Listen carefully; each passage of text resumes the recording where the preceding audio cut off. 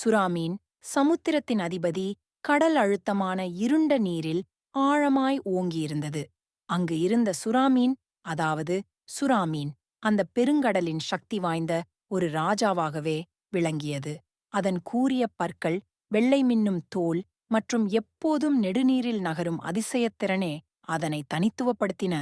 பழங்காலக் கதைகள் பழங்காலத்தில் கடலோர கிராமத்தில் வாழ்ந்த மக்கள் சுறாமீனுக்கு மிகுந்த பயந்தனர். அவர்கள் நினைத்தார்கள், சுறா ஒரு கடல் மனிதன் போல இருக்கிறது. அது நம் படகுகளுக்குள் நுழைந்து நம்மை விழுங்கிவிடும். ஆனால் கிராமத்து முதியவர்கள் சொன்னார்கள், சுறா கொடூரமல்ல, அது தன்னை காப்பாற்ற மட்டுமே தற்காப்பில் இருக்கும். அபாயம் மிகுந்த பயணம் ஒரு நாள்.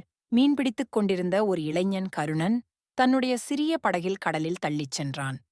பெரும் புயல் எழுந்தது. அலைகள் குமிழ்த்தெழுந்தன. கருணனின் படகு கவிழ்ந்தது. நீரில் மூழ்கத் தொடங்கிய கருணன் அச்சத்தில் உதவியை அழைத்தான். அப்போது தொலைவில் ஒரு நீளமான குளிர்ந்த நிழல் விரைந்து வந்து அவனுக்குச் சுற்றிலும் வட்டமிட்டது. அது ஒரு பெரிய சுறா மீன். கருணன் முதலில் பயந்து திகைத்து விட்டான். ஆனால் சுறா அவனை தன் வாயில் பிடிக்கவில்லை. மாறாக அது அவனை மேலே தள்ளியது. கருணன் அதன் முதுகில் ஏறினான். நண்பனாக மாறிய சுறா கருணனை பாதுகாத்துக் கொண்டு மெதுவாக கரையோரம் ஸ்விம் செய்தது. பல மணி நேரப் பயணத்திற்குப் பிறகு அது கருணனை மீண்டும் அவரது கிராமத்திற்கு கொண்டு சென்றது. கிராமத்தினர் இதை நம்பவே இல்லை. சுறா ஒரு மனிதனை மீட்டதா? முதன்முறையாக மக்கள் சுறாவின் மீது பயம் விடுத்தார்கள். அது கொடூரமான வேட்டையாடி மட்டுமல்ல, அது புரிந்து கொள்ளக்கூடிய மற்றும் பாதுகாப்பளிக்கக்கூடிய உயிரினம் என்பதும் அவர்களுக்குப் புரிந்தது. கடலின் அதிபதி எப்போதும் சுறாமீன்தான் என்று கருணன் முடிவில் சொன்னான். ஆனால் அது ஒரு நல்ல இதயமுள்ள இராணுவத் தலைவர் போலிருக்கிறது.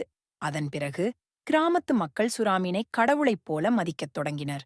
அவர்கள் அதை தீங்கு செய்யாமல் கடலில் உள்ள அசாத்திய சக்தியாக ஏற்றுக்கொண்டனர்.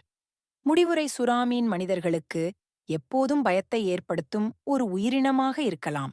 ஆனால் அது கடலின் சமநிலையை பாதுகாத்து இயற்கையின் முக்கிய அங்கமாக விளங்கும். அதன் திறமை, வேகம் மற்றும் சக்தி, இவை அனைத்தும் அதனை கடலின் உண்மையான அரசனாக ஆக்குகின்றன.